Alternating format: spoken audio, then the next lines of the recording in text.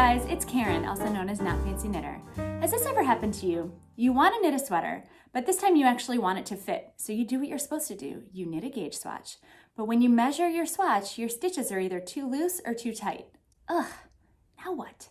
I'm going to show you some simple math that you can use to find the size of the pattern that will work for you and the gauge that you've already got. Let's be honest.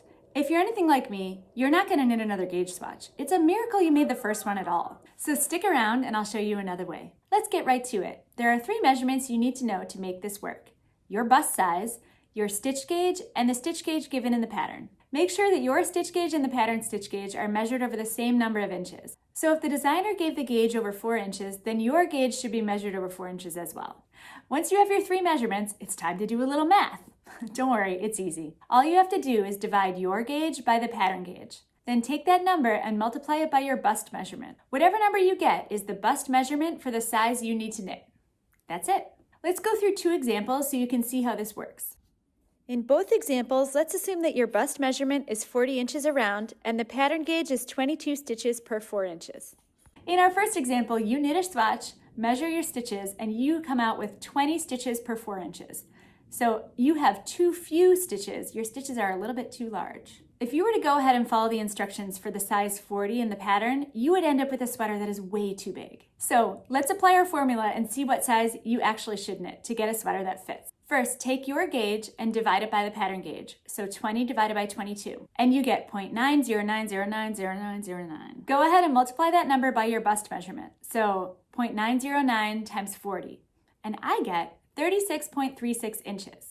So when you look back at the pattern choices, you're going to choose the size for the bust measurement of 36.36 inches. In this instance, you'd choose the 36 because that's close enough. So you'll notice that's 2 sizes smaller than the one you would have originally knit. But you should come up with a sweater that's exactly the right size for you. In our second example, you knit a swatch and you end up with a gauge that's 24 stitches over 4 inches. So let's see if our math is mathing. Let's divide your stitch gauge by the pattern gauge. So in this case, 24 divided by 20. This gives you 1.09.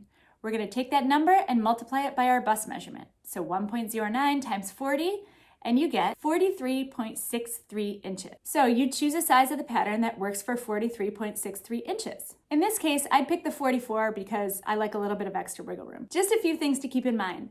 This formula will only work if the pattern has sizes that are small enough or big enough to accommodate the change. So if you're already knitting the smallest size and your stitches are too loose, there are no pattern sizes that are smaller than the one you were originally going to knit. Likewise, if you're knitting the largest size and your gauge is too tight so that you'd actually have to go up a few sizes, you're not going to be able to use this formula to do that because the pattern doesn't have any larger sizes than the one you were originally going to make. In that case, you can either knit another swatch or just change your needles and hope for the best. Also, this formula is only dealing with stitch gauge. That's how wide or narrow a piece is. It doesn't have anything to do with row gauge. So depending on what you're knitting, you might want to follow the length instructions for the original size you were going to knit just to make sure that it ends up long enough or short enough for what you need. If you found this video helpful and you want to see more, it would really mean a lot to me if you'd push the like button down below or subscribe.